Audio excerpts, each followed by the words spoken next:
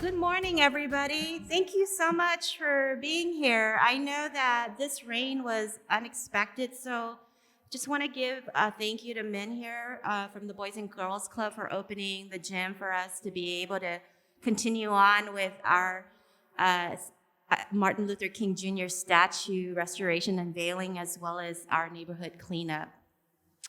And I think this is just symbolic of how we are as a community, that when something comes up, we make it work and we keep going. So I'm just so thrilled to be here with you this morning to celebrate the restoration of the Martin Luther King Jr. statue and for also coming out for the neighborhood cleanup. I just want to give thanks to Brent Dennis, who's the director of Parks and Rec, who will be speaking here, and their team for helping us go through the process and getting it restored, as well as getting the cleanup done when the recent vandalism has occurred as well. They have been just fabulous. And we've restored the statue, not just from the recent vandalism, but I think also, as you've seen, he's aged over the year. And when I came in, it was my goal to get the plaque replaced that was unfortunately pulled out and stolen a while ago, but it was replaced right when I came in. And I wanted to make sure that we kept doing further things to help improve the neighborhood as well as the park. And unfortunately, with this recent vandalism, it's also kind of pushed this, process as far as making sure we do the restoration much sooner. And so while some of you stood with us when we spoke out against it, the symbol of hate that was on the statue, we really knew that what was important, that what we stood for was standing together as a community and a city for love, unity, and solidarity. So the restoration for me, it's really important because it's symbolic in several ways. One, I always believe it's important that we pay respects to our elders. And our elders worked really hard and fought to ensure that they were able to install this statue, raising the fund, but also making sure that they were able to do that. And also to pay respect to the civil rights leader who fought for equity, equality, and justice. And that is really why we're here today, too. Ongoingly, that we'll be doing is to continue to improve and clean up our neighborhood and work together and show that that we not only revere the statue, but the legacy of the work he's done for us to continue that on, and that we stand upon his value and principle that he fought and carry on, that he fought for. And the restoration is also symbolic for me as a new council member, because I hope that this is a way that I can continue to forward the 6th district and forward and advance the local economy, the health and safety and the condition of our community, so that we can feel proud of this district, that we can lift up the assets and jewels and talent and strength of what we are and who we are. So with that said, I want to make sure I introduce the next speaker who's dedicated his life to service as well as community, and is really carrying on the values and the principle of Dr. King. So Mr. Leonard Adam, who's a 6th District resident of this neighborhood for many years, please come up and share a few words with us.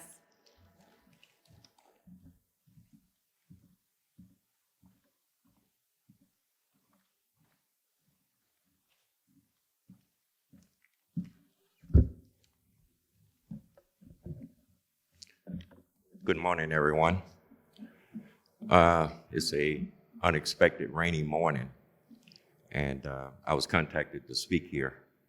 And I believe that knowing that it's raining, and I basically just had an eye operation, but I feel like this is very necessary.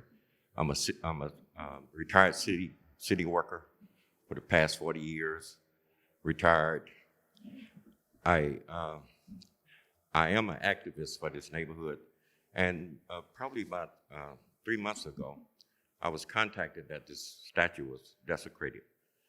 I was here immediately.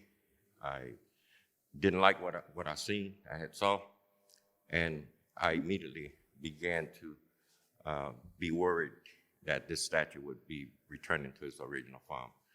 But thanks to Dr. Suley and our office, 6th District office, it was immediately taken care. Also the cameras was restored here, and we have a lovely neighborhood. However, there's someone probably in our neighborhood has decided to tear us apart. And I spoke on that particular day. And I said, we don't know who did this, and we are not going to take the bait to start tearing ourselves apart. So I'm an activist from the age of 12 years old. I'm from the state of Alabama. I actually saw Dr. Martin Luther King when I was a very small kid. I had a next door neighbor. His name was Monroe Bishop. He was a blind man. He asked me to take him to a rally. And on that particular day, I saw Dr. Martin Luther King. That was a very rewarding day. And today I stand here. We don't have a statue to show, but I do have a shirt on right here. And as you see his picture, there's also words on my shirt right here. Say, soon better will come. So that those words, soon better will come, that means that we have to continue to be a steward of our neighborhood and make sure that we have an environment that we live in, that we can enjoy ourselves and be a part of the city of Long Beach's health and safety. So with that being said, I would like to introduce the next speaker coming up. I knew her mother very well, Trilla Scott, and you guys probably seen a street that's named after her. So I'd like to introduce Ms. Sharon McLucas, activist for the city of Long Beach. She's coming up right now. And thank you guys for listening to me, and have a good day.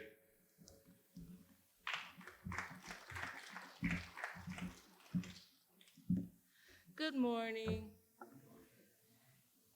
I hope you guys don't mind, but I need to pull this down a little bit. Is that all right?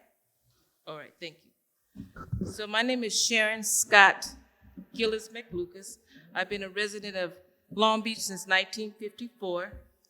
I've been in the 6th District since I was 12 years old also. It is really a pleasure to see so many young people here, because it's up to you to pass the baton and keep hope alive. Never forget the dream. Never forget to prosper. Never forget that.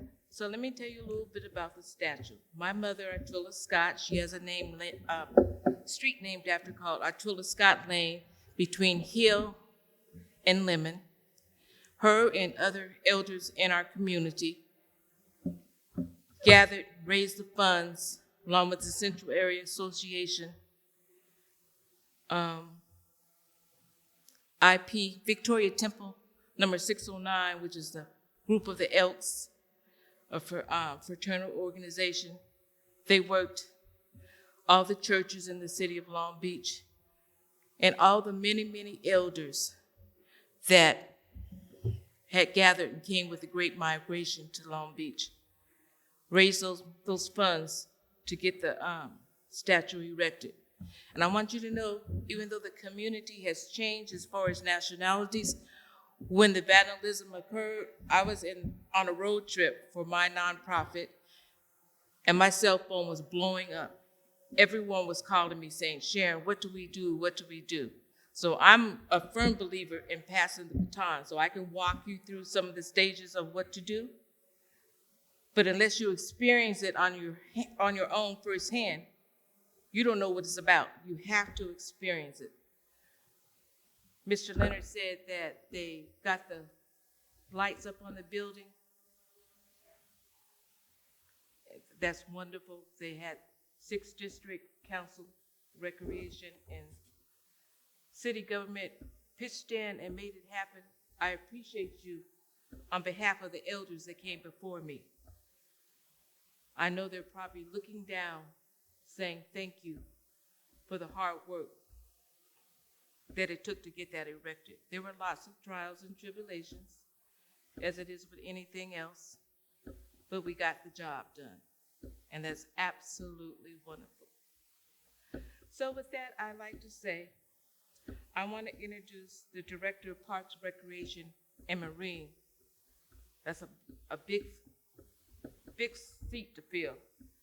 Director Brent Dennis. don't think I've met you. Nice to meet you. Good morning, everyone.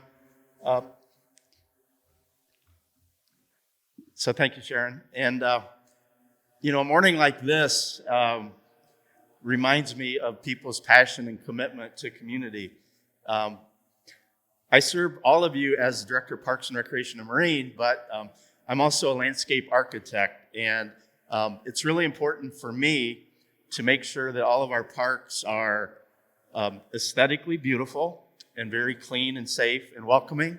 And the initiatives that you're going to be involved in today really reflect the love you have for your neighborhood and your community. So I want to thank you in advance for the hours that you're going to spend going out and cleaning up your community, because that shows that you care. When I was a landscape architect back in Ohio, I had the privilege of designing the first civil rights commemorative park, and it was called Mamie Moore Park, and she was similar to Leonard and Sharon. Mamie Moore was a civil rights activist in Central Ohio, and I was able to incorporate in the design of that park a lot of things that symbolically reflected the life of Martin Luther King Jr. And it was really a special moment in my career to be able to understand the importance of civil rights and the advancement of that. But I've also learned that job is not done yet. So I think the restoration of the Martin Luther King Jr. statue and the caring attitude and the love for community was really so important. And I wanted to thank Councilwoman Sorrow for her leadership. I know he's not here today, but Hurley Owens is our Parks Maintenance Bureau manager. And he stepped up in place, and he was able to find the best professional curators to restore the statue back to the dignity and the beauty that it's always been intended. So I just wanted to kind of share some of those thoughts with you, but also thank you for caring. I think coming out on a rainy day, and I do love the rain. We want to keep our parks green and healthy.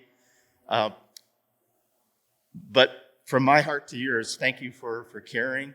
And my commitment to you is to always be passionate about making sure our parks are beautiful and safe and welcoming and clean and an important place to help build community, because I think that's, at least during the pandemic, the one thing that we learned is that people cherished their parks because it was a place that they could still be out there and stay healthy and fit and socialize with their neighbors. So with that, I'm going to turn the program back over to Councilwoman Sorrow. And thank you again for your leadership. We appreciate that so much. Thank you. The statue, because a few people shared that they didn't know what was done to it, Oh, like as far as the rebronzing. oh, okay. Yeah, sure. So, the unfortunate defacement of the statue really was an opportunity to step in and restore it. So the entire surface of it, like they call it patina, but it's an artistic method. But to resurface it so that the intent of it and the integrity of the sculpture is preserved was really, really important. So I think in terms of art in public places, the lesson that our department has learned is that we want to be very watchful and be good stewards of important works of art, such as the statue here. So again, thank you for the resources that you provided to allow that restoration to happen. So thank you so much. Thank you, Brent. So that's pretty much it for our program. We wanted to make sure we celebrated the restoration of the statue, which it's normally would be right behind me, but please make sure if you haven't gone ahead and saw it, please walk by. We've also polished up the plaque as well, and made sure to, I don't understand the way that you restore statue, but we put another layer of gloss and make sure that we retain the shine and that it looks brand new. So with that, I just want to make sure I thank several people here because we're going to continue on with our neighborhood cleanup. And so I just want to make sure I thank the Helpline Youth Counseling for sharing resources on substance abuse, domestic violence, and other community resources today. And they'll also be providing breakfast for us.